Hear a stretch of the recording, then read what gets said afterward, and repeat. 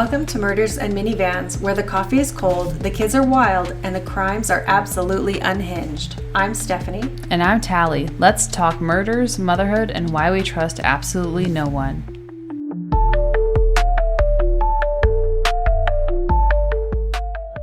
You think you know the Gypsy Rose Blanchard case, the abuse, the crime, the trial, but the truth is the story that people binge watch is only half of it. Today we're talking about the part that nobody covers. Not just her childhood or the murder, but what actually happens when a girl who's never been free suddenly becomes one of the most famous faces on social media and has to learn how to be a real person for the first time at age 32. Ooh, I didn't know it was 32. That's lit. Okay, let's go back to the beginning. So everybody knows that Dee Dee abused Gypsy. Gypsy didn't just think that she was sick. She thought that she was childlike. Dee Dee manipulated her medical records, her age, her identity, and her understanding of her own body. At one point, Gypsy was 19, but Dee Dee was telling everybody that she was 14. So it was like the 7 and the 10. That's quite a jump, though. Like if you think of 14-year-old you versus 19-year-old you. Yeah. Two very, very, very different people. She shaved Gypsy's head because the chemo would make it fall out anyway. Oh. But Gypsy wasn't on chemo. There was no cancer. Jesus. Dee Dee built an entire world around lies. They lived in a Habitat for Humanity home. They were gifted trips to Disney. Make-A-Wish? Yeah. Ooh. Like a couple Make-A-Wish experiences. How? And then constant hospital visits. I don't know. I don't know how they got multiple. Dee Dee was very charismatic. Wowzers. Like, because I worked, when I was doing respite care, I worked, the one family I was working with, they got a Make-A-Wish. And they are, I will say, that program is amazing. Within 30 days. Within 30 days? It was crazy. The lady, they had a quick meeting, and then the lady came with a countdown chart of 30 days. And then for her, it was a Disney one, but Make-A-Wish, they have this whole other area. They have their own park they've built. Oh my God. With full accessibility. I actually read the book on it. It was really neat, of the founders. And so they brought me back the book. I wonder if I still have it. It was really, really good, though. And so it was telling each family has their own, it's more of like a townhouse. And then you tell them what your needs are, and they slot you in each one. But then they have their own ice cream parlor, and they have their own entertainment and rides there, too. On top of you get access to Disney. So it is remarkable, this area. The Make-A-Wish. It is remarkable. God. Yeah. I had no idea. I just thought it was like an organization that granted these trips amazing to terminal things. Children. Yeah, which definitely. is like still amazing nonetheless. Yeah. I didn't know about all this. Oh, yeah. It's a whole... Wow. Yeah, they have a book on it. I should look it up. But remarkable. Yeah, look it up, and then I So can to plug take it into the advantage show of notes. such an amazing thing, ooh, there's a special ring of hell for you. I'm sure that there's maybe after this case a little bit more hoops that you might have to jump through. Maybe.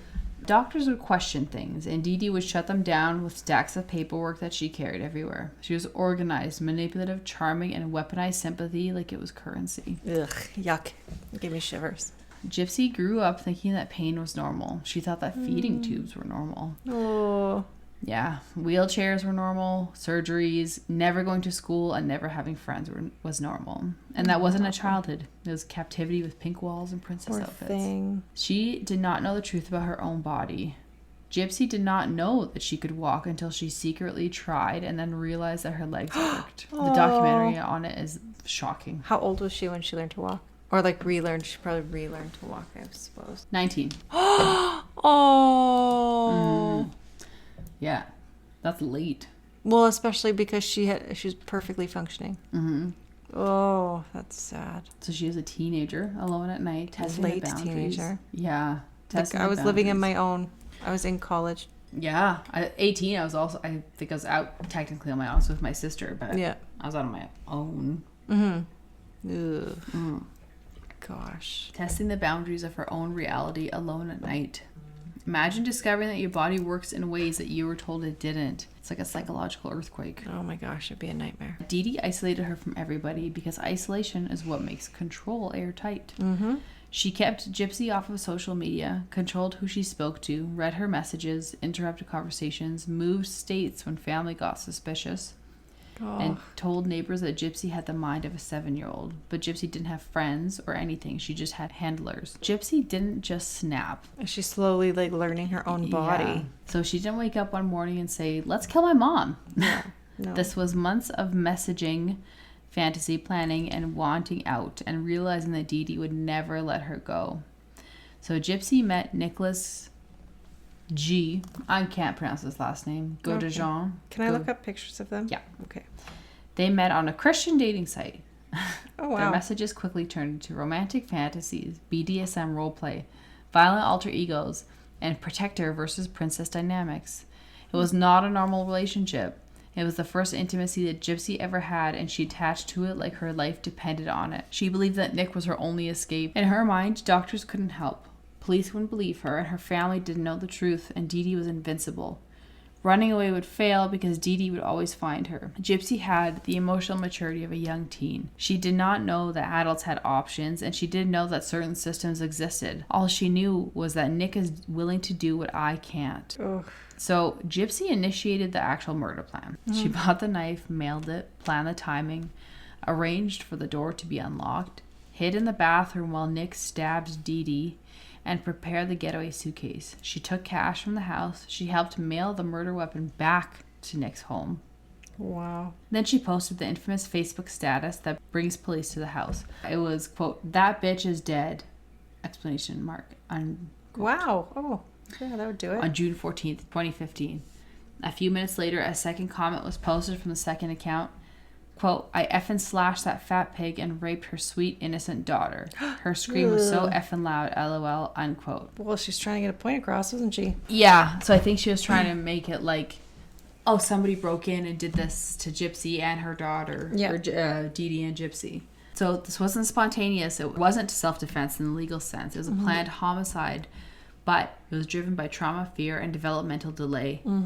And that is why she went to jail. Police immediately realized that she wasn't kidnapped. The house showed no forced entry, no signs of Gypsy being dragged out. Her wheelchair was left behind and all medical supplies were untouched.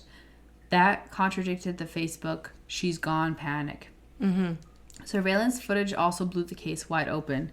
In Wisconsin, Gypsy and Nick were caught walking, holding hands, shopping, kissing, and acting like a perfectly healthy couple. And that was the moment that police realized that this girl was never actually medically disabled. Oh, gosh. The digital trail was also overwhelming because this is 2015. Like, this wasn't a... Yeah, it wasn't the Dark Ages. Yeah, exactly. I'm like, 2015, that's yesterday. Yeah, isn't it? Right? Yeah. Nope. The messages between Gypsy and Nick were explicit, violent, detailed, months long, and were very clearly planning the murder. And this alone justified the second-degree murder charge. She fully confessed, and she told investigators everything. From the plan, the motive, execution, and her role. She didn't grasp the legal consequences of just like saying everything or asking for a lawyer. She thought that telling the truth would save her. And really, I get why you would think that. Oh, if I tell the truth, they'll let me go. Yeah. Because even when you listen to interrogations from police, and when it's younger people, they'll say like, "Oh, I can't help you if you don't tell me what happened." Yeah. Well, how are you going to help me? Yeah. Obviously, this person did a bad thing. These people in these quiet situations do bad things. But there's a whole other world about these interrogations where sometimes people will falsely confess to things. Yes. There's so many. Under duress. There's so many cases like this. She took a plea deal because the DA considered the abuse, the psychological damage, and her lack of normal development and her emotional reasoning. Because she helped plan a killing that gave her 10 years in prison, but she ended up serving 8.5. So it literally just got out. Her life in prison is where she grew up. And this is something that people underestimate. So prison wasn't the worst part of Gypsy's life. It was the first time that she's ever had consistent meals, stability, independence, access to education. Yes. Fucked up. Honestly. Like, at 19? What do you mean? No, poor girl. Consistent medical evaluation, therapy, friendships, and autonomy. She learned how to advocate for herself, groom herself, how to say no and handle conflict, and then how to exist without being watched 24/7. And that is saying something for being in prison. Like, because you know where you're watched all the time. Prison. Yeah, and I'm like, that, Dee Dee, like, according to everything I've read, was monitoring her so severely, reading everything she was doing on the internet. No, I could not believe having to grow up in jail, but really very much, it might have saved her. I think it did. Yeah, because she was able to become her own human, especially so stunted at 19 to learn that you can walk. And do we blame her? Like, she freed herself. Yeah. I don't know. I'm a typical fence sitter. I see both sides of it. But I don't know how else she could have gotten out of there safely. Yeah. For good. Did she need to stab her mom? I don't know. But then would anybody believe her? Yeah, that's what I mean. It might have been her only option. Yeah, I don't know. I think if one of my friends' kids came to me and they're like, I can walk. My mom says that I can't. And then they stood up and walked. I'd be like, what the fuck is happening? Yeah. And then I would at least call some sort of authority. Yeah. You know, I don't know. But then what would they do? Yeah. Show up, try to catch them separated, but they would never be separated. Like, she's there all the time, monitoring her. Well, and that's me saying this as somebody who's never been in that situation. Yeah. I could not imagine. Right? And it's like, I don't know what was going on. And she obviously felt so trapped. Well, and then she'd be so developmentally behind, too, because she never had the chance to grow up. That's hard, too. She did stunt her daughter's development. It's easy for me to say, well, this is what I would have done. Well, it's hard, too, when you're told and told and told, no, you don't know how to do this. No, you can't do that. No, you don't know how to do this. She would internalize a lot of that. I'm almost the opposite as a parent. I'm like, I don't, can you? Let's find out together. Yeah. So prison is where Gypsy went from controlled child to autonomous adult. And for the first time in her life, she was safe. Oh, poor girl. Life after prison is where everything kind of gets messy again. What? For her. Yeah. Oh, I was rooting for her. Well, you'll see. So Gypsy came out of prison in December of 2023, and she essentially landed directly into celebrity status. 2023. Wow. Not that long ago. Nope.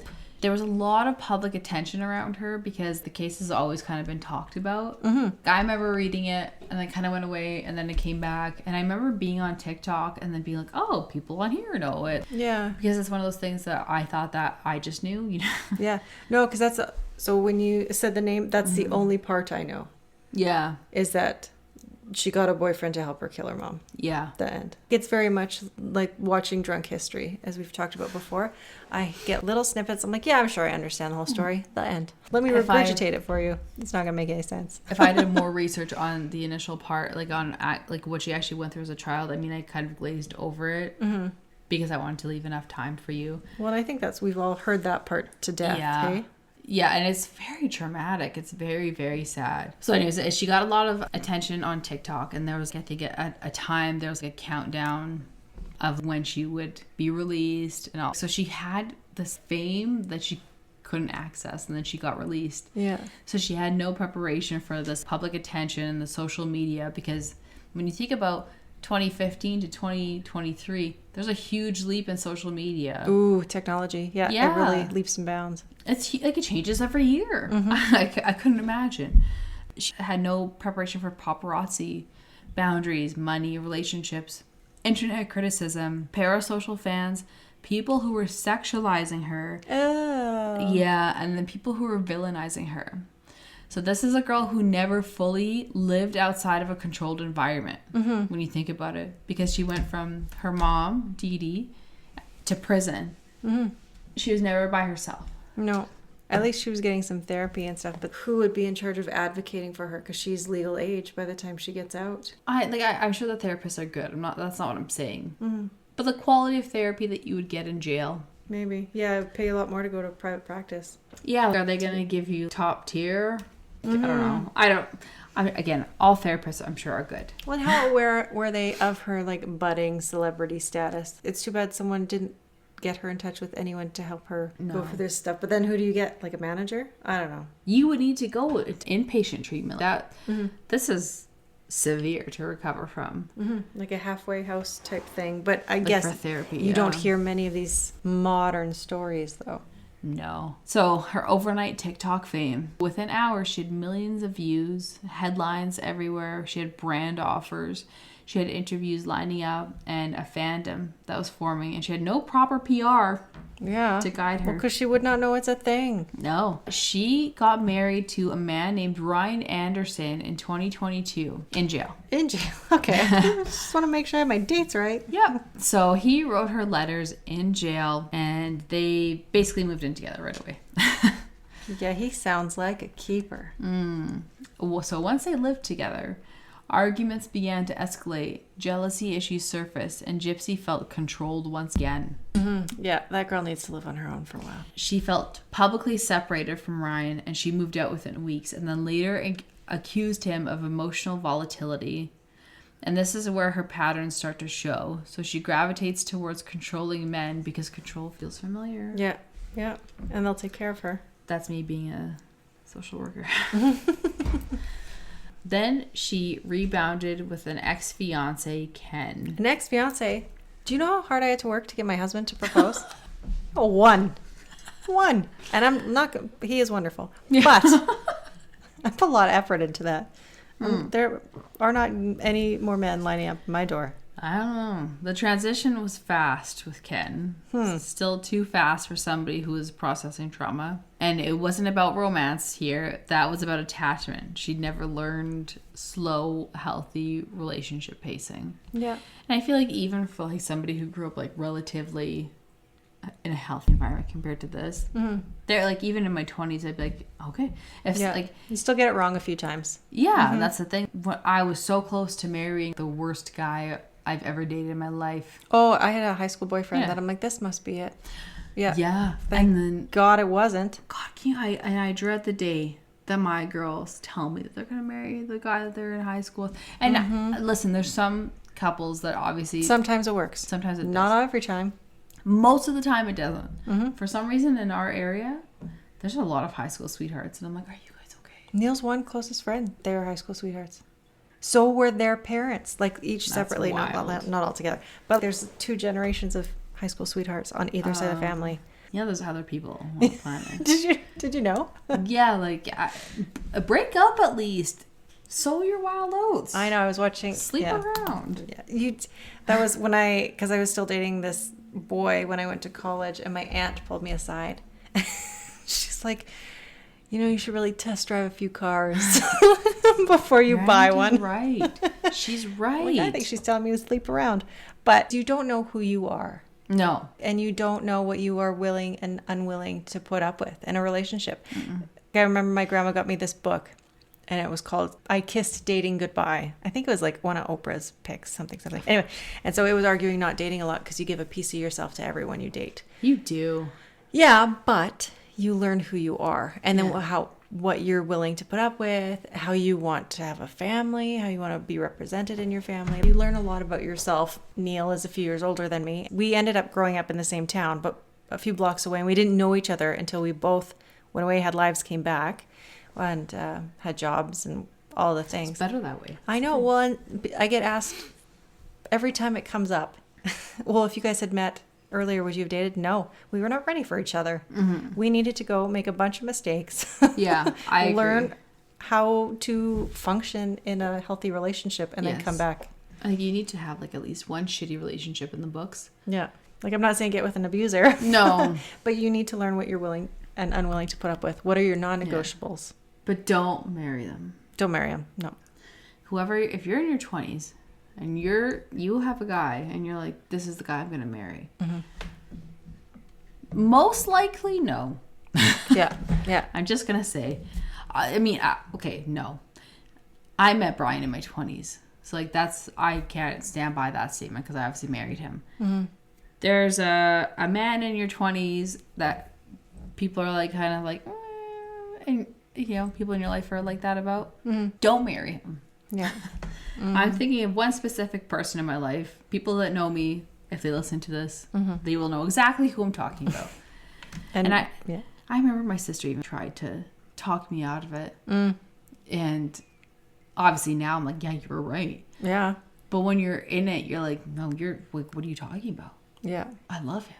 Yeah. You're just saying this because you're jealous. Yeah. Jealous of what? We also all say stupid things. Exactly. When we're in our youths. Yeah, God. The youths. Youths. Anyways, but it's important lessons. Yeah. Then comes the oversharing on social media. This is the biggest sign of her instability. She would post relationship drama. She would go on lives. Do you know what that means? Yes. Okay. I did a few live meditations on my Facebook, so nice. I know how to work those. One time it was sideways. I've done a live once by accident. I was like, oh God, stop. Because suddenly I was live and I was like, oh my God. It was awful. That would happen. She would go on lives crying. Oh. Don't do that. No. Don't do that. Do's and don'ts of social media. Yeah. From not experts. God, and I know like she didn't know better, but there's plenty of influencers out there that do know better and are adults. And the amount of times that I see them crying, I'm like, I know. I've made a few TikToks now, and I'm like, I know that you have to set up the camera and find a good place to be. Yeah. For good lighting. You set up this camera, and then you're like, okay, waterworks, go. Yeah. Or you're like, oh, I'm sad. I think I'm going to start crying. Hold on, let me get my camera. Yeah, when you think about like the steps, don't do that. Yeah. Anyways, she would delete and then repost. Ugh. She would make accusations and then go back and backtrack about the accusations.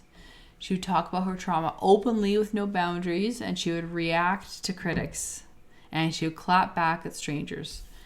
Pretty like anybody that's had anything to say with her. Yeah. She was on fire immediately. I remember that.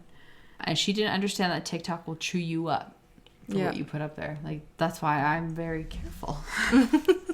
She experienced severe family tension, especially with her father, Rod. What? There was a father? Yep. Wow. That's a whole other episode, I feel. Never heard of that guy before. Oh, yeah. Like, literally, I did not know she had a dad. Yeah. It seemed like a runaway mom sort of scenario. Okay. She wouldn't let Rod interfere.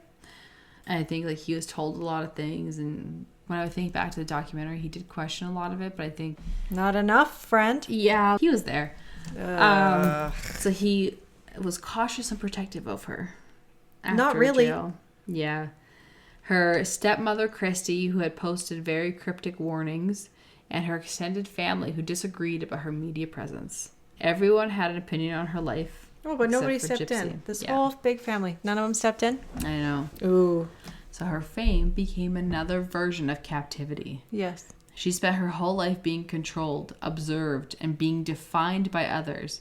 And after President didn't stop, the world just replaced Dee Dee. Gypsy became a brand and a trending topic and an aesthetic. A symbol. Yeah. And what a kind trauma of aesthetic? mascot. I know. I don't... So where is she now? She is still with Ken. She's quieter online. She's fully in therapy. She's turning down more interviews. And she is now focusing on her mental health. Her relationship with her family is slowly stabilizing.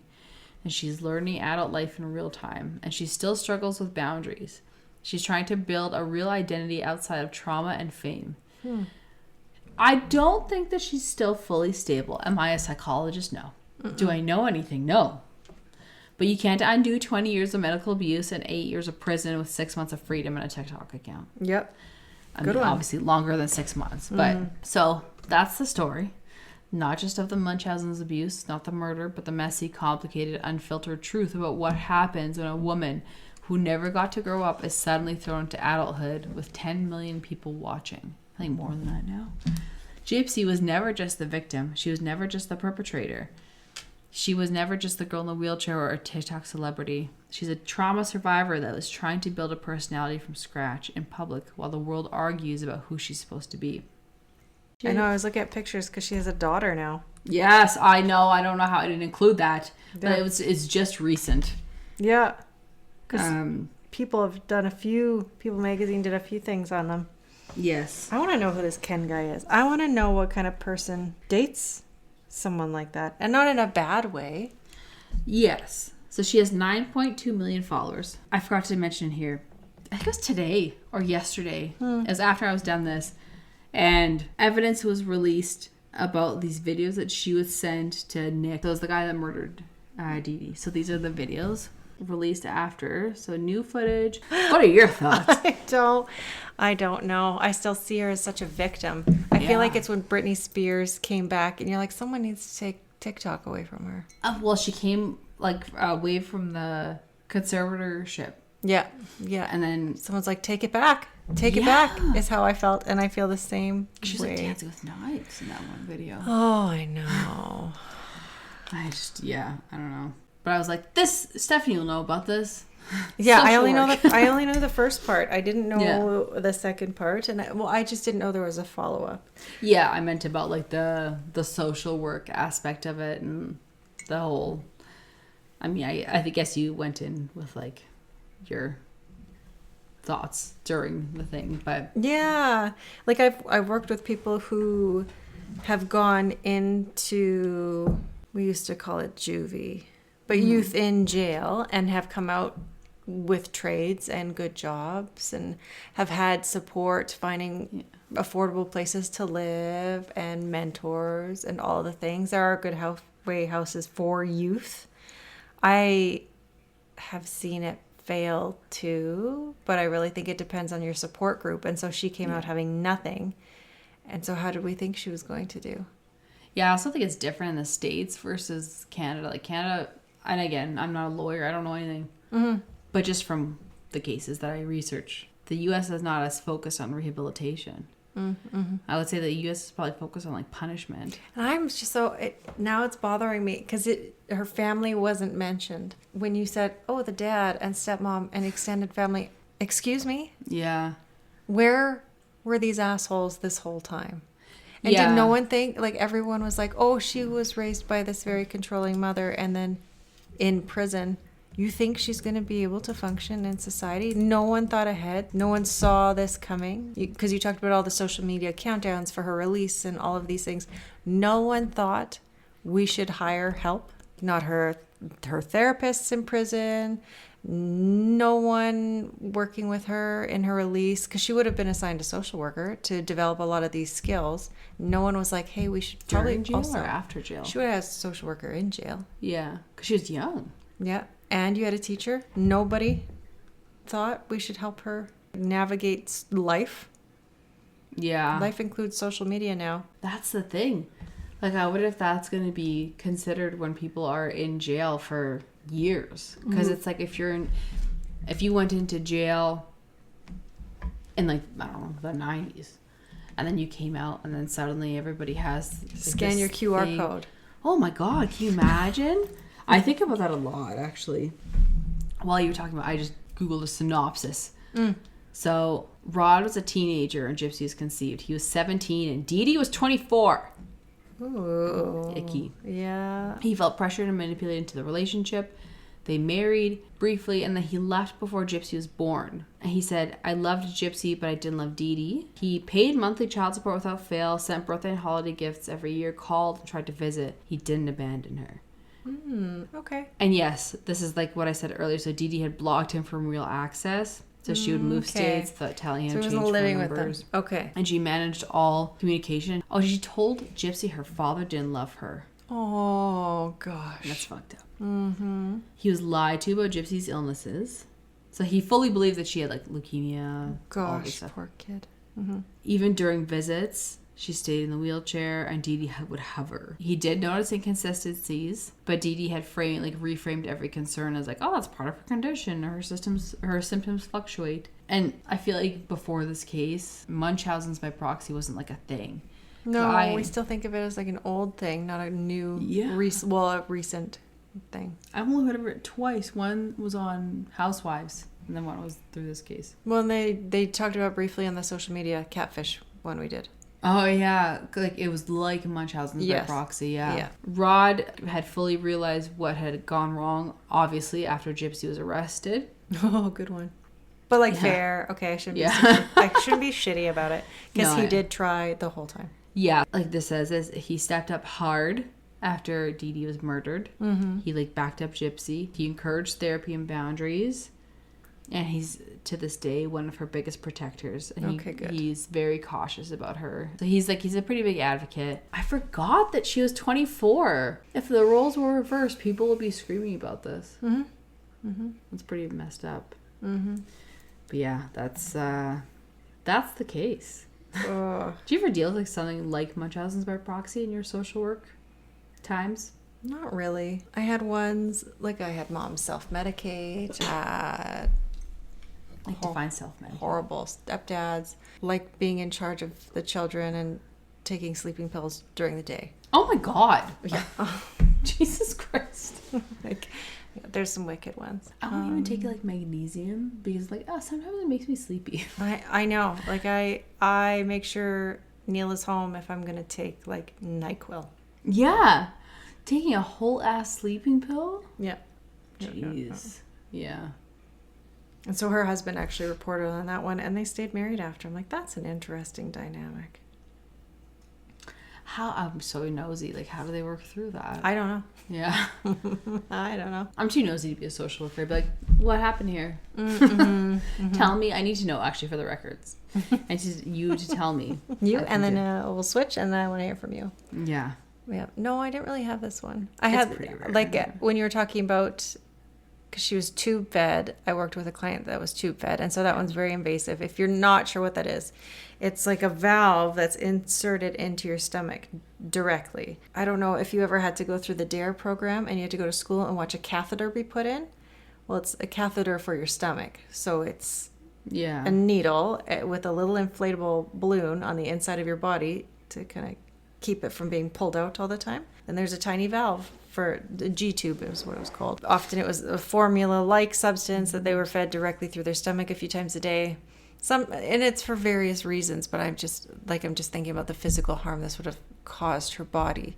Because not only was she capable of eating, but you've now inserted a foreign object into her body because you're saying she can't eat. So I'm interested to know what the steps were to get that tube inserted. Yeah. And then in the evenings, because in certain situations you have to vent them. So you have to lay the client on their back and you have to let the gas rise to the top of their belly and then you vent it out of their stomachs so that they don't have sore stomachs. Yeah. Because how we pass air is we pass gas or you burp and getting those air bubbles out of your stomach. Well, they often can't. And so those air bubbles need a way to release. That's so crazy. And so there are just so many extremely invasive things that she was doing to her daughter that shock me. So something like that you're doing on purpose when there's nothing physically wrong with her. She'd be so mentally ill. Astounding. Yeah. And so if you're willing to put a foreign object into your daughter's body and say that she needs it to survive, I just don't understand. Where did it stop then? Yeah, and also, like, I know she's mentally ill. So she didn't have this forethought. Mm-hmm. But, like, how long did you think this was going to last? Did you think that she was going to be in her 40s living with you? What happens when you die? It seems like she was trying to hold on to her daughter forever. Yeah, it's crazy.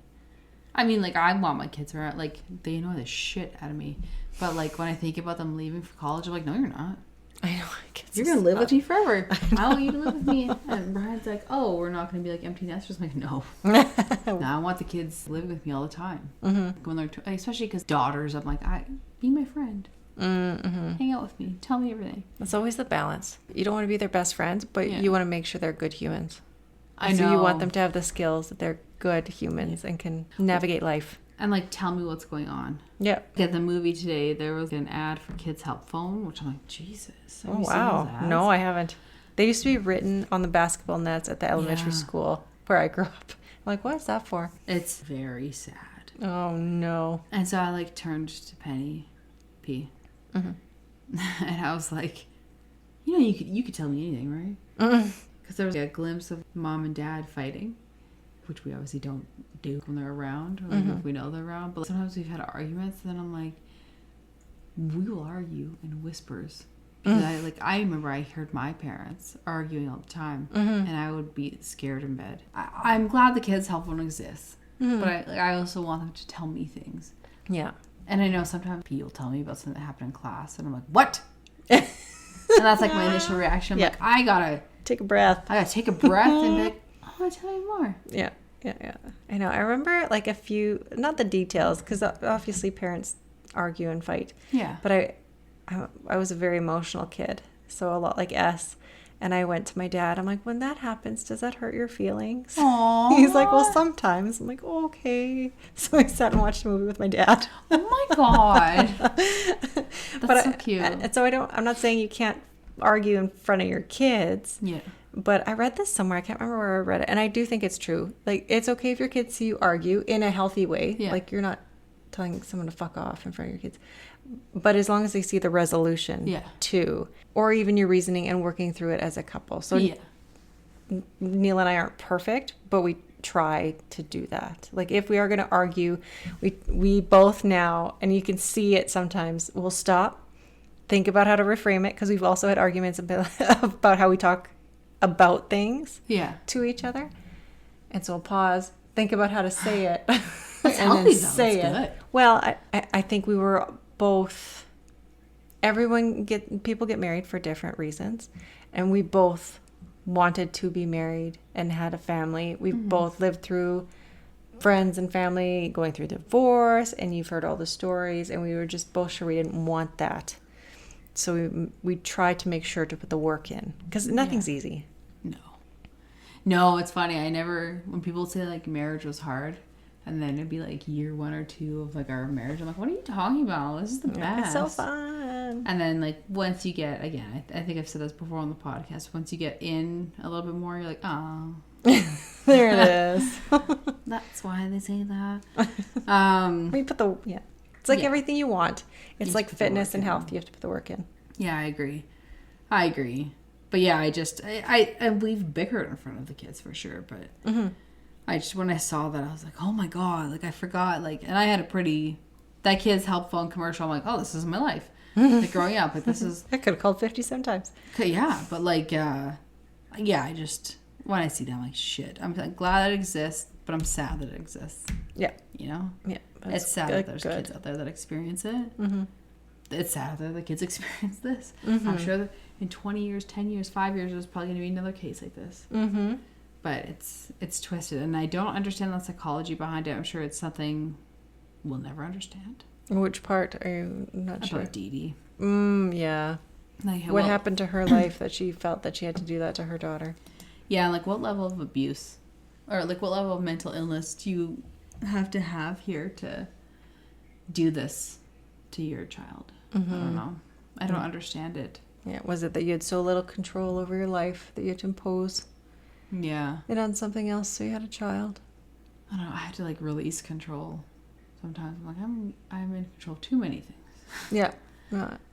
So I don't know. It's a weird one, but that's sad but true. That's the case. Are you gonna say it? Sorry for ruining your day. I was like, wait, say what? Gold beds. I'm dying. I'm so sorry for anybody who listened to this in its entirety. Bye. Bye.